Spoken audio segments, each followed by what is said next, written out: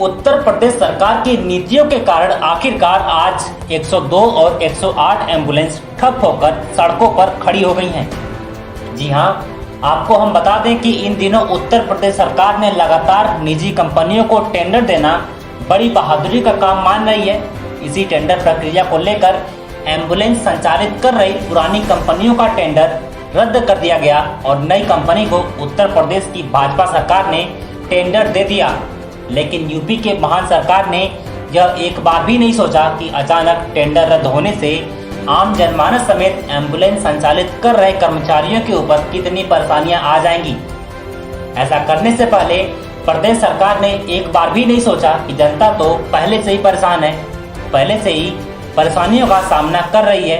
साथ ही सबसे बड़ी बात यह रही कि 3 वर्ष सेवा देने के बाद भी टेंडर मिलने वाली नई कंपनी द्वारा पुराने कर्मचारियों से 20,000 की डीडी मांगी जा रही है और वेतन भी पहले से कम कर दिया जा रहा है। लेकिन शायद उत्तर प्रदेश सरकार यह भूल गई कि इन्हीं कोरोना काल में एम्बुलेंस कर्मचारियों ने कोरोना महामारी के समय अपनी जान को हथेली पर रखकर लोगों की जान बचाने का काम किया और लगातार अपनी सेवा देते रहे। परमानेंट करो, अभी करो, अर्जेंट करो, हमको परमानेंट करो। एम्बुलेंस यूनियन जिंदाबाद, जिंदाबाद, जिंदाबाद। कई कर्मचारियों ने संक्रमण से अपनी जान भी गंवा दी, लेकिन सरकार संवेदनहीन तरीके से टेंडर पास करने में लगी है। आखिर क्या मजबूरी थी कि सरकार को फिर से दूसरी कंपनी को टेंडर देना पड़ा? सबसे बड़ा सवाल यह है कि एम्बुलेंस एक जीवनदायिनी सेवा है जो लोगों के बीच से सीधी जुड़ी हुई है। किसी भी इमरजेंसी के समय एम्बुलेंस गरीब तबके के लोगों की सहायता करती है और उन्हें अस्पताल तक पहुंचाकर उनका जीवन बचाती है। लेकिन इन कर्मचारियों के साथ ऐसा व्यवहार करके सरकार की अच्छी नीति को नहीं दर्शाती और अब एम्बुलेंस कर्मी हड़ताल पर हैं और एम्बुलेंस को सड़कों पर खड़ा कर दिया है और शांतिपूर्ण ढंग से एम्बुलेंस कर्मचारी धरना प्रदर्शन कर रहे हैं। यह धरना पूरे प्रदेश में चल रहा है, लेकिन सरकार की तरफ से अभी तक किसी भी तरह की पहल नहीं की गई और न ही इन कर्मचारियों से कोई बात की गई, जिससे सरकार की मंशा साफ नजर आ रही है कि सरकार इन मुद्दों पर जनता से कोई भी संवेदना नहीं रखती है। कोरोना वायरस का सर्टिफिकेट तो सरकार ने इन एम्बुलेंस कर्मियों को दिया, लेकिन इन एम्बुलेंस कर्मियों को निकालकर नई कंपनी को टेंडर देकर सरकार ने अपनी मंशा को जाहिर कर दिया है कि सरकार किसी भी व्यक्ति या कर्मचारी के साथ कोई संवेदना नहीं रखती है। सरकार को केवल निजी कंपनियों को फायदा दिलाने से मतलब है।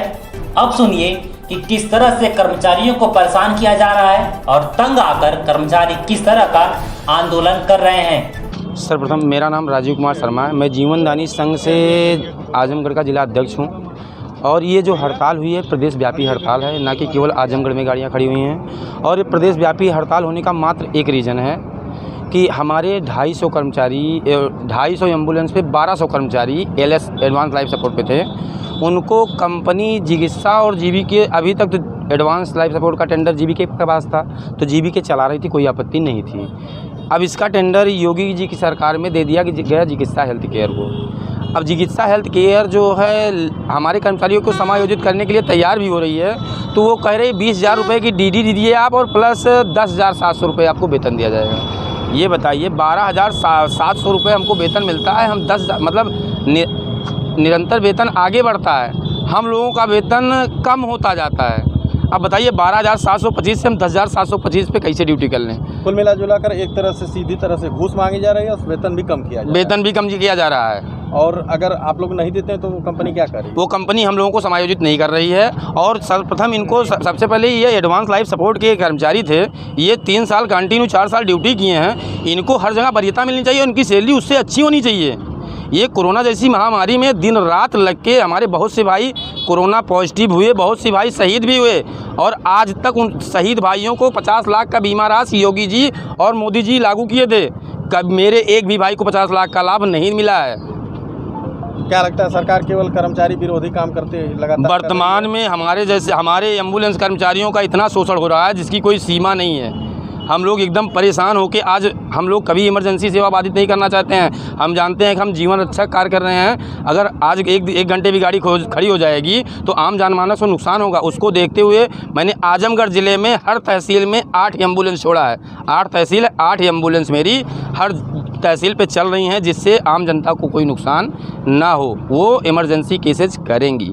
जरूरी सेवा उसके बाद भी अभी सरकार कई घंटे बीत गए, अभी तक सरकार द्वारा मध्य रात्रि 12 बजे से हम लोग बैठे हैं। अभी तक यहाँ से लेके ऊपर लखनऊ में मेरी प्रदेश कमेटी बैठी है और प्रदेश व्यापी है। जो भी समझौता होगा वहीं से होगा। वो हमको बोल देंगे गाड़ी चालू करो, मैं तुरंत चालू कर दूंगा। अभी तक समझौते की बात, कोई समझौता कोई गया ही नहीं भैया, कोई गया ही नहीं, वहाँ कोई पहुँचा ही नहीं।